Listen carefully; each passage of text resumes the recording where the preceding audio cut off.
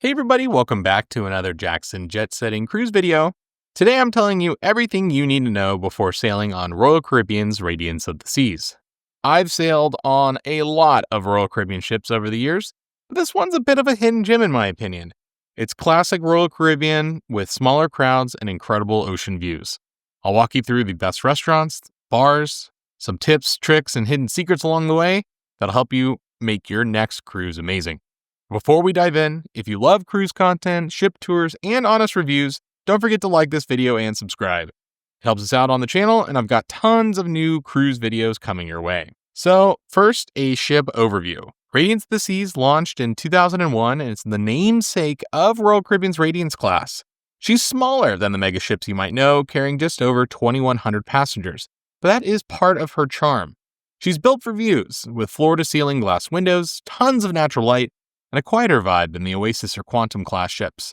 If you're sailing Alaska, Australia, or through the Panama Canal, this ship is a fan favorite because it's designed for scenic cruising. So now let's talk about some tips and tricks for pre-cruise planning.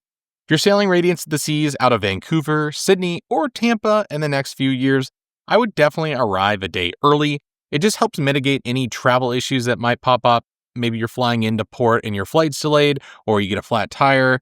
It's just very, very relaxing to arrive into the port city the night before your cruise. There's plenty of hotel reviews on the channel as well to cover many of the cities that Radiance of the Seas is sailing from. The ship's check-in process is super easy once you do get to port. Royal Caribbean does get you on board very fast, but to make that happen, I would definitely download the Royal Caribbean app before your cruise.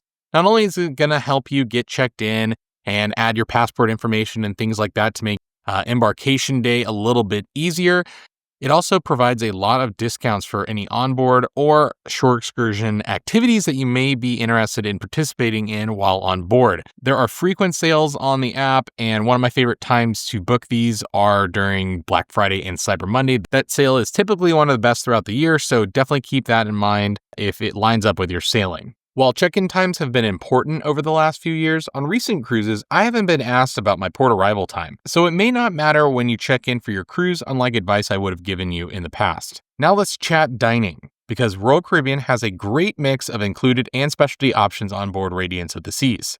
You've got the Windjammer Marketplace for buffets and incredible views, and the main dining room, which is split over multiple decks. These are completely included in your cruise. There's no reason to pay any extra money once you get on board for food. There's plenty of food at all hours of the day.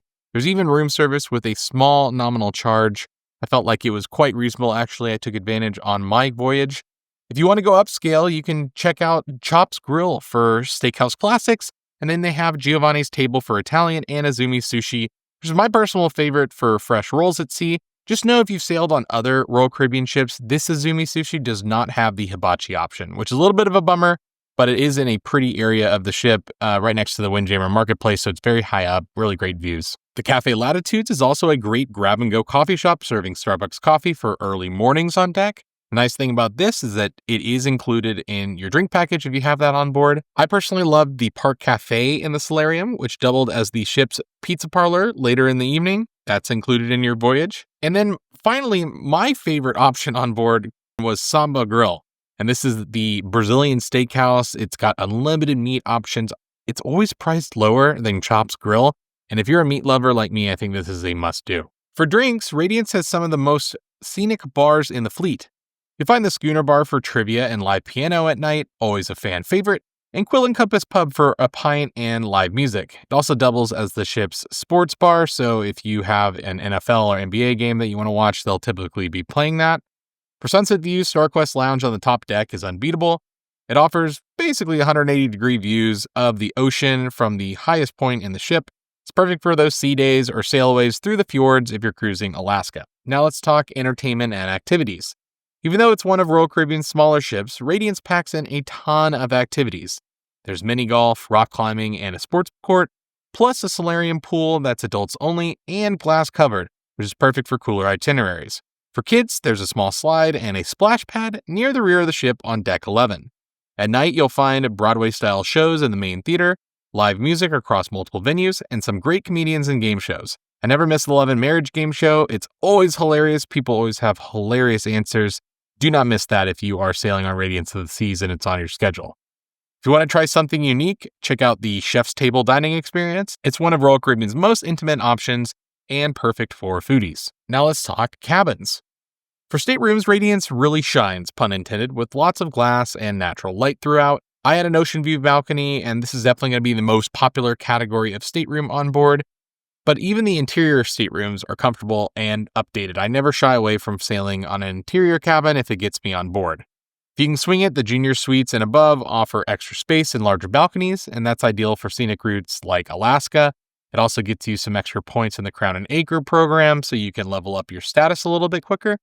The one thing with Radiance is that it is a smaller ship, so the ship location, the stateroom location doesn't matter as much. I will say if you're prone to motion sickness, I would go center of the ship, mid-deck, and low as possible, because that's going to mitigate any movement of the ship. You may still get a little seasick, but if you're motion sensitive, I would definitely recommend that. The nice thing with Radiance is it's a smaller ship, so you can get around very, very quickly. And the elevators worked really great. There's plenty of elevators on board for the number of passengers. So some final thoughts. If you're sailing on Radiance of the Seas soon, here are a few tips. Book your specialty dining early in the app for discounts, especially before embarkation. Check the Cruise Compass daily. Smaller ships like this pack in a lot of one-time activities. Use the solarium early in the morning for a peaceful start to your day. And if you love great views, spend time in the StarQuest Lounge. It's one of my favorite spots at sea. Overall, Radiance of the Seas is perfect for travelers who love classic cruising, great scenery, and a relaxed vibe without the crowds of the newer megaships. So that's everything you need to know before sailing on Radiance of the Seas. If you want to see a full tour of the ship deck by deck, I've got that link down below, along with my full review of my voyage on Radiance of the Seas. Don't forget to like this video, subscribe, and hit the bell so you don't miss any of my upcoming cruise reviews. This has been Jackson Jetsetting. See you on board.